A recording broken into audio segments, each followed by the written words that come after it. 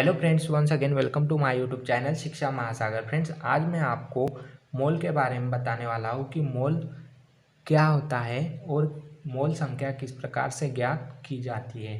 तो देखिए फ्रेंड्स, सबसे पहले मैं आपको बता दूं कि यह जो मोल टॉपिक है, यह टॉपिक सॉल्यूशन चैप्टर में से ही लिया गया है। देखिए, मैंने आपको इसके पहले विलेन क्या होता है, विलेन की परिभाषा भी बताई थी और एग्जाम्पल के द्वारा विलेन को भी समझाया है। उसके बाद में विलेन के कितने प्रकार होते हैं वह बताया। तो विलेन के दो प्रकार हमने देखे थे, द्विघटकीय विलेन और त्रिघटकीय विलेन। फिर हमने द्विघटकीय विलेन के भी दो प्रकार देखे, पहला था विलायक और दूसरा था विलेय, और उन्हें भी मैंने आपको एग्जाम्पल के द्वारा समझाया है। तो यदि फ्रेंड्स आपको विलेन के चैप्टर में से इन सभी टॉपिकों के बारे में जानकारी नहीं है तो आप इस वाले वीडियो के डिस्क्रिप्शन बॉक्स में जाइए और आप वहाँ पर मैंने आपके लिए विलेन के प्रकार और विलेन की परिभाषा की लिंक दी है। उस लिंक को आप ओपन कीजिए तो आपको पूरी जानकारी प्राप्त हो जाएगी। अब देखिए, हमारा जो नेक्स्ट टॉपिक है विलेन चैप्टर में से, वह आज का है मोल। देखिए, मोल क्या होता है, सबसे पहले हम यह जानने की कोशिश करेंगे। देखिए फ्रेंड्स, मैं इस पूरे टॉपिक को आज आपको एग्जाम्पल के द्वारा समझाने वाला हूँ।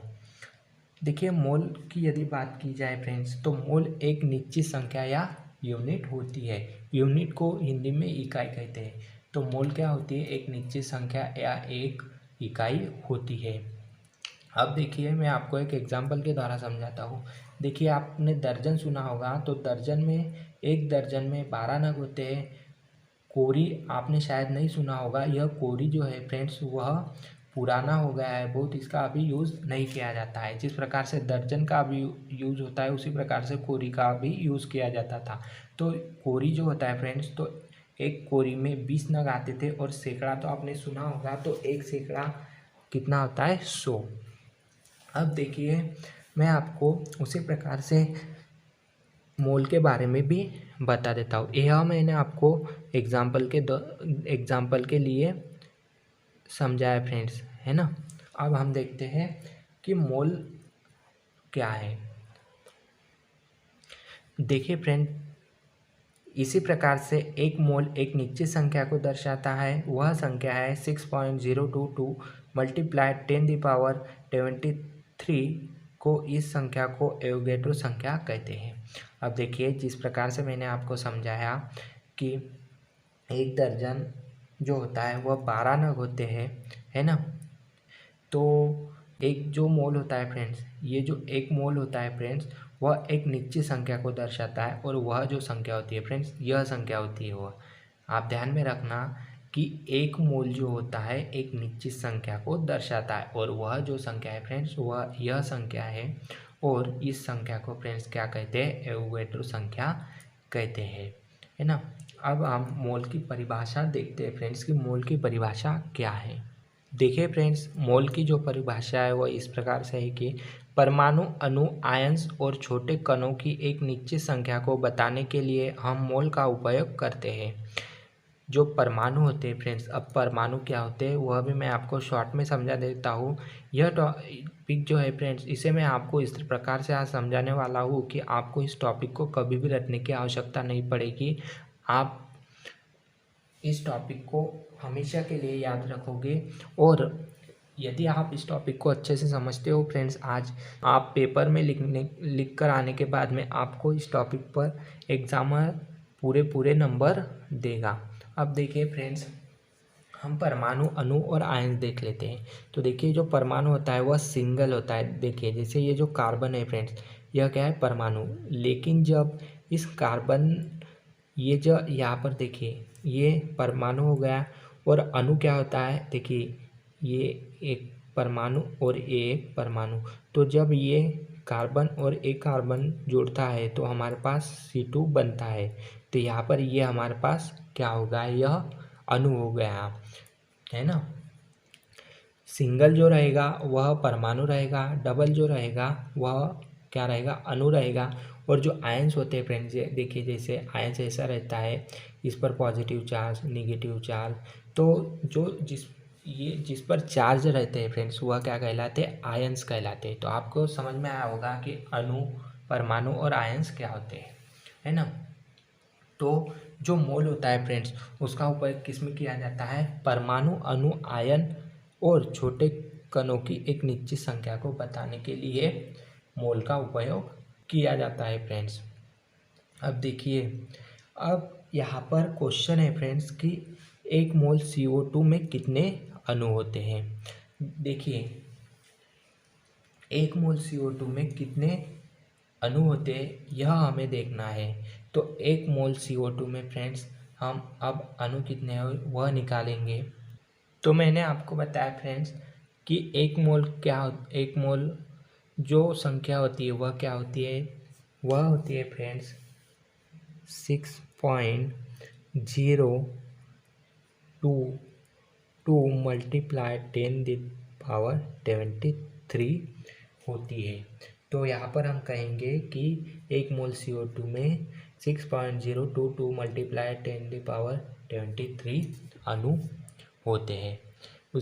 उसी प्रकार से अब यहाँ पर आया है कि 2 मोल CO2 में कितने अणु होते हैं। तो हम क्या करेंगे फ्रेंड्स, यहाँ पर इस प्रकार से लिखेंगे 6.022 मल्टीप्लाई 10⁻23 और इसमें 2 का मल्टीप्लाई कर देंगे, है ना।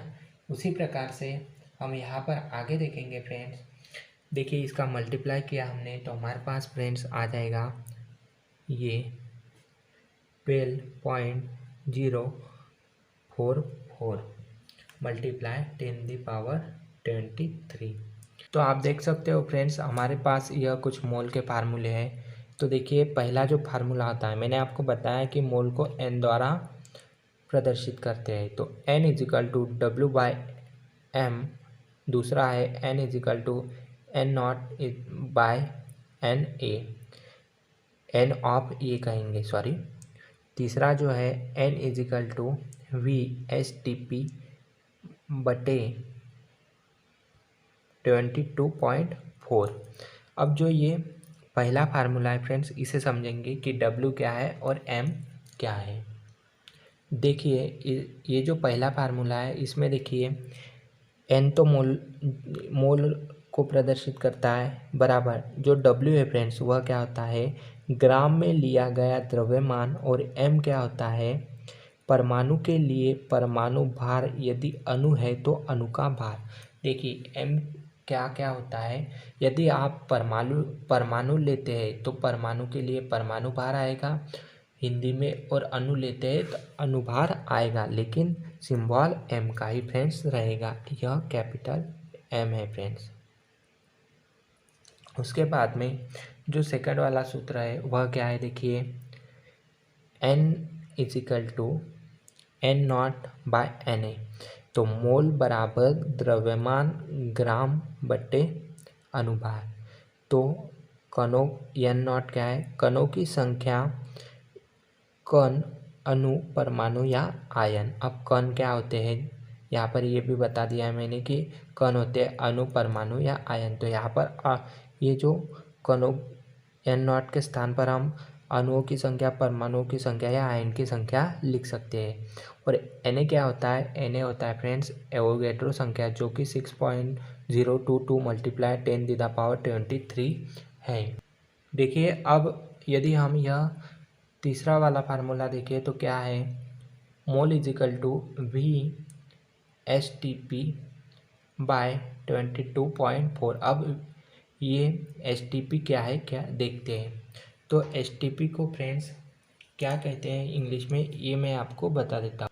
देखिए, जो STP होता है फ्रेंड्स वह होता है, S होता है स्टैंडर्ड, T होता है टेम्परेचर और P होता है प्रेशर, है ना। अब देखिए, यहाँ पर दिया गया है गैस का आयतन सामान्य ताप एवं दाब पर या मानक ताप एवं दाब, है ना। अब देखिए, चौथा फार्मूला होता है फ्रेंड्स, एक परमाणु का भार, परमाणु भार बाय एवोगैड्रो नंबर 6.022 मल्टीप्लाई 10⁻23।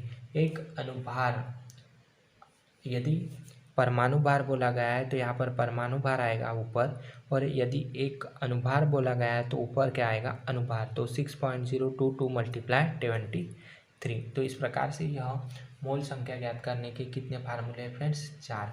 अब देखिए मोल संख्या किस प्रकार से ज्ञात करते हैं, मैं आपको वह भी बताता हूँ। तो देखिए हमारे पास यह एक एग्जाम्पल है। एग्जाम्पल क्या है कि 80 ग्राम NaOH की मोलों की संख्या ज्ञात कीजिए। तो देखिए क्या करेंगे हम 80 ग्राम NaOH की मोलों की संख्या ज्ञात करने के लिए। तो सबसे पहले हमें ज्ञात क्या करना है फ्रेंड्स? मोल। तो mole is equal to question mark, मतलब मोल क्या करना है? ज्ञात करना है। एन किसको डिनोट करता है? मोल को। फिर वेट जो है हमारे पास वह क्या है? 80 ग्राम। अब देखिए ये तो हमारे पास इतनी बातें हैं। अब देखिए MnAOH, अब यहाँ पर आप देख सकते हो यहाँ पर क्या करना है आपको। देखिए मैंने आपको इसके पहले वाले वीडियो में अनुभार के बारे में बताया था कि किसी भी अणु का अनुभार किस प्रकार से ज्ञात किया जाता है। तो यदि आपको अनुभार ज्ञात करते आएगा फ्रेंड्स, तो ही आपको किसी भी मोल की मोल संख्या निकालते आएगी। तो यहाँ पर देखिए यहाँ पर क्या किया गया है, ये जो 23 है फ्रेंड्स, यह 23 कहाँ से आए? ये जो Na है, तो Na का परमाणु भार क्या होता है? 23 होता है। ऑक्सीजन का परमाणु भार होता है 16 और हाइड्रोजन का परमाणु भार होता है 1, है ना। आपको परमाणु भार आना भी ज़रूरी है। परमाणु भार आप याद कर लेना फ्रेंड्स, क्योंकि मोलों की संख्या निकालने के लिए परमाणु भार की भी आवश्यकता पड़ती है। तो हम यहाँ पर ये सोडियम का परमाणु भार लिखेंगे, उसके बाद में ऑक्सीजन का लिखेंगे, उसके बाद में हाइड्रोजन का लिखेंगे और इनको जोड़ देंगे। तो हमारे पास फ्रेंड्स इनका कैलकुलेशन आता है 40। और अब हम क्या करेंगे, 80 बाय यहाँ पे हमारे पास क्या है? वेट दिया है। तो हम ये फार्मूला लगाएंगे मोल का, N इजिकल टू W/m। तो हमारे पास वेट क्या है? 80 और ये देखिए m क्या है? 40, है ना। तो हम यहाँ पर इसको यदि डिवाइड करते हैं तो कितने आएंगे फ्रेंड्स? 2 आएंगे। तो मोलों की संख्या हमारे पास क्या आएगी? 2। तो यहाँ पर लिखेंगे हम N इजिकल टू 2। बहुत ही सिंपल है फ्रेंड्स मोल, किसी भी मोल की मोल संख्या निकालना। देखिए फ्रेंड्स, तो इस प्रकार से फ्रेंड्स यहाँ पर हमने यह मोल की संख्या ज्ञात की है। देखिए फ्रेंड्स, यदि आपको मोलों की संख्या निकालना सीखना है तो आपको सबसे पहले किसी भी तत्व का परमाणु भार याद होना ज़रूरी है, और उसके बाद में परमाणु भार याद होने से पहले आपको किसी भी अणु का अनुभार निकालते आना ज़रूरी है। तभी आप किसी भी मोल की मोल संख्या ज्ञात कर सकते हैं। जैसे कि यहाँ पर हमने ये NaOH के क्या किया, पहले सबसे पहले तो हमने NaOH में Na का परमाणु भार लिखा, फिर O का परमाणु भार लिखा और H का परमाणु भार लिखा। फिर इन तीनों को काउंट किया, ऐड किया तो 40 आए, मतलब हमने इनका अनुभार निकाला। और अनुभार निकालने के बाद क्या किया, इस मोल के फार्मूले में इनको रखा और मोल संख्या यहाँ से हमने ज्ञात की। तो फ्रेंड्स आशा करता हूँ कि आपको यह टॉपिक आज समझ में आया होगा। बहुत ही सिंपल टॉपिक है फ्रेंड्स, है ना। तो फ्रेंड्स यदि आपको इस टॉपिक के नोट्स चाहिए या केमिस्ट्री के किसी भी टॉपिक के नोट्स चाहिए तो आप टेलीग्राम ऐप में जाइए, वहाँ पर सर्च बॉक्स में सर्च कीजिए शिक्षा महासागर। तो शिक्षा महासागर चैनल को ओपन कीजिए, आपको वहाँ पर केमिस्ट्री के सभी प्रकार के नोट्स प्राप्त हो जाएंगे। और यदि फ्रेंड्स आप हमारे यूट्यूब चैनल शिक्षा महासागर पर नए हो तो चैनल को सब्सक्राइब कीजिए और साथ में बेल आइकन प्रेस कीजिए और ऑल पर क्लिक कीजिए, जिससे कि आपको प्रत्येक वीडियो की नोटिफिकेशन प्राप्त हो सके।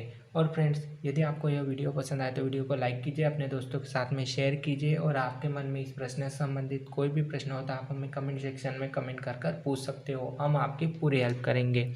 ओके फ्रेंड्स, अगले लेक्चर में मिलते हैं। Thank you.